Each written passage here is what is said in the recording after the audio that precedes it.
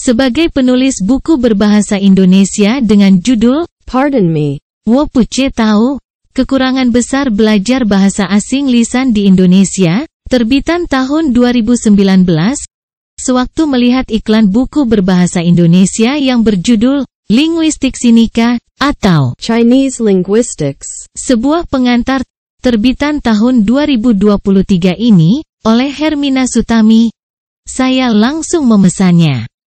Ternyata isi buku ini sama sekali tidak tumpang tindih dengan buku saya.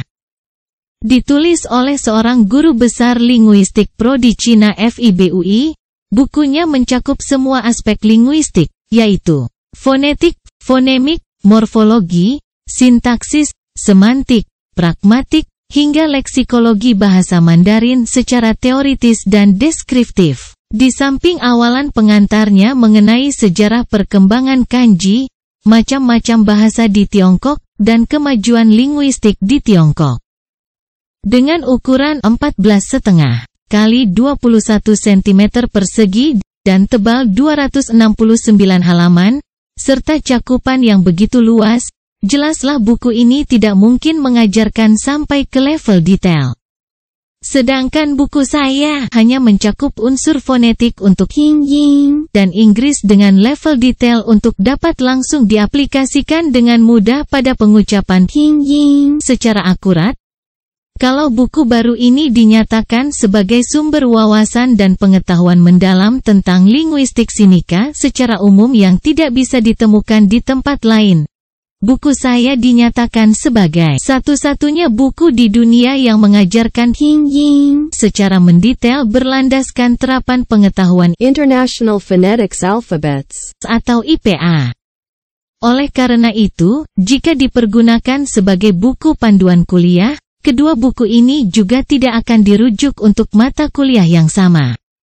Selain menulis buku Pardon Me, Wo Puce Tahu, Kekurangan Besar Belajar Bahasa Asing Lisan di Indonesia, saya juga membuat video-video di YouTube channel at c-note_imprint.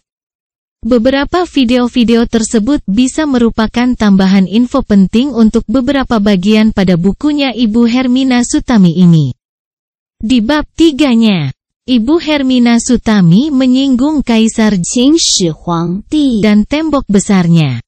Videoku nomor D011 dan D013 yang belum dirilis, masing-masing membahas tembok besar dan Kaisar Qing Shi Huangdi yang lebih mengarah pada tujuan mengurai kesalahpahaman umum tentang konsep kedua topik tersebut.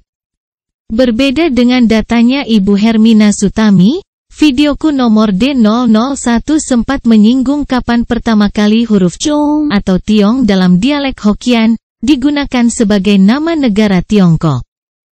Videoku nomor D001 tentang awal sejarah Tiongkok dan A Brief History of Pinyin sangat cocok sebagai referensi tambahan untuk bab 4 di mana Ibu Hermina Sutami membeberkan sejarah kanji.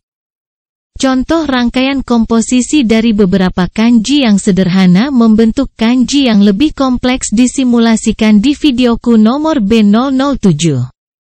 Sebagai tambahan, videoku nomor B003 dan B005 menjelaskan lebih jauh lagi tentang adanya huruf kanji yang benar-benar majemuk yang bukan seperti yang digambarkan Ibu Hermina Sutami, yaitu huruf kanji yang bukan huruf kanji. Juga videoku nomor B020, yang berbahasa Inggris, khusus berjudul Kanji, yang mungkin bermanfaat untuk disimak. Bab 5 buku Ibu Hermina Sutami berpusat pada fonetik, yang merupakan landasan utama penjelasan pelafalan Pinyin secara akurat di buku saya.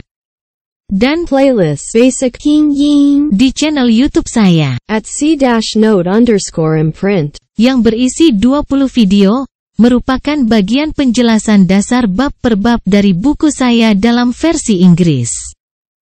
Perlu diperhatikan bahwa pembahasan konsonan bersuara atau voiced consonants kami berdua menilik dari dua sudut pandang yang tidak setitik. Videoku nomor A012 khusus menekankan voiced consonants. dan 4 video dari nomor A010 sampai A013 merupakan satu set kecil atau Subset. yang saling berkaitan erat. Playlist. Saya yang disebutkan di atas juga menyinggung posisi tiap alfabet Pinyin. dan cocok dengan pembahasan Ibu Hermina Sutami di bab 6 tentang fonemik. Karena buku saya berpusat hanya pada fonetik, bab-bab selanjutnya di buku yang baru saya beli tersebut, yang membahas komponen-komponen linguistik lainnya yang lebih makro, tidak saya bahas bab per bab lebih lanjut. Sebagai pelajar Mandarin, meskipun tidak ada tuntutan untuk belajar bahasa Jepang, setidaknya perlu tahu konsep, dan perlu hanya sebatas konsep, kokun dan kokuji di bahasa Jepang, agar tidak terjebak dalam labirin huruf Jepang yang disalah mengertikan sebagai kanji. Videoku nomor B014 tersebut menggambarkan konsep-konsep yang dimaksud. Berhubung saya hanya pernah berkecimpung di dunia fonetik, bukannya dalam alam linguistik secara keseluruhan, saya yakin videoku nomor B015 dan B016 juga ada hubungannya. Hanya saja saya tidak yakin lebih terkait pada bab berapa. Terakhir, bab pamungkas buku ini fokus pada perkamusan, yang kebetulan disebutkan satu-duanya di video A Brief History of Pinyin.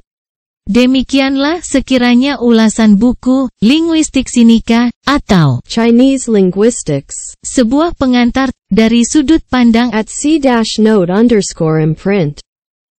Semoga dapat bermanfaat.